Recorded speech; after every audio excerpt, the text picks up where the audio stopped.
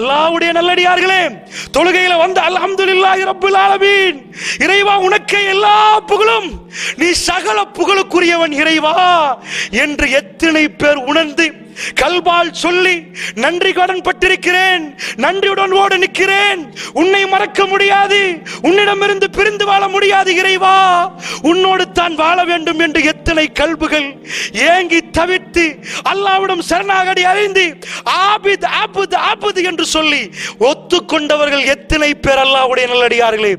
இந்த தொழுகை தான் சஹாபாக்கள் தொழுத தொழுகை. அவருடைய கல்புகள் எல்லாம் கரைந்தது, அவருடைய கண்கள் எல்லாம் கலங்கியது.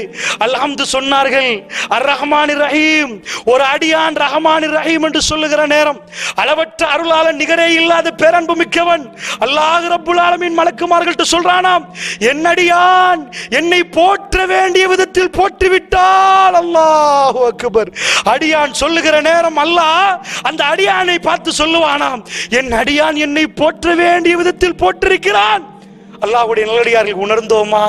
இறைவன் சந்தோஷப்படுகிறான், என் ரஹ்மான் சந்தோஷப்படுகிறான். நிதானமாக தொழ வேண்டும் அல்லாஹ்வுடைய நல்லடியார்களே, நிதானம் தவறக்கூடாது தொழுகையிலே.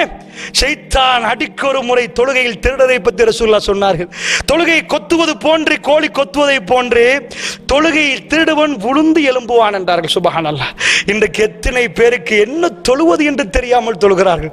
சகோதரர்களை, தொழாதவர்களுக்கு தனியான தண்டனை அல்லாஹ் அறிவித்திருக்கிறான் திருமறை குர்ஆனில். அதை பற்றி நான் பேச வேண்டிய தேவையில்லை. ஆனால் தொழுபவர்களுக்கு என்று தண்டனை உண்டு அல்லாஹ்வுடைய நல்லடியார்களே. தொழுது கொண்டு மறந்திருப்பார்கள், தொழுவதை மறந்து விடுவார்கள், அவர்களுக்கு தான் அந்த தண்டனை. இப்படியே மாலிக் யௌமித்தீன், நியாய தீர்ப்பு நாளில் அதிபதி என்று சொல்லுகிற நேரம் அல்லாஹ்வுடைய நல்லடியார்களே, அந்த மறுமை நாள் ஞாபகம் வர வேண்டும். இய்யாக நஅபுது வ இய்யாக நஸ்தஈன்.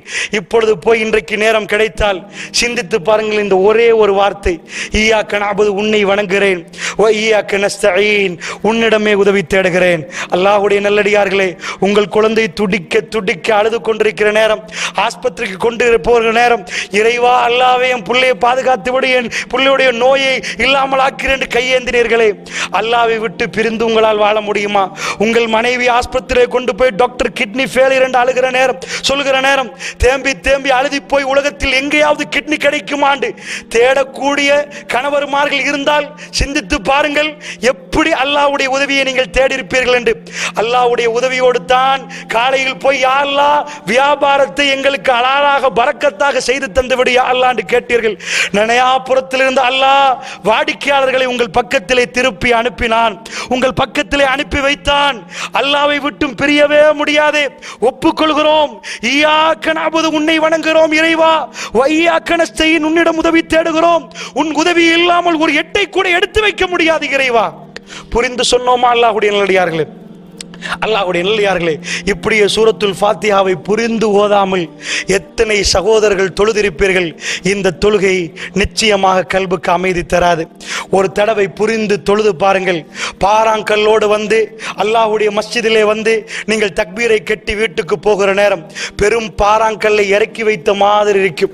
இன்றைக்கு தொழுவது என்பது பாறாங்கல்லை தலையில் தூக்கி வைப்பது போன்று தொழ வேண்டுமே, அந்த அளவுக்கு மாறிவிட்டார்கள் அல்லாஹ்வுடைய நல்லடியார்களே.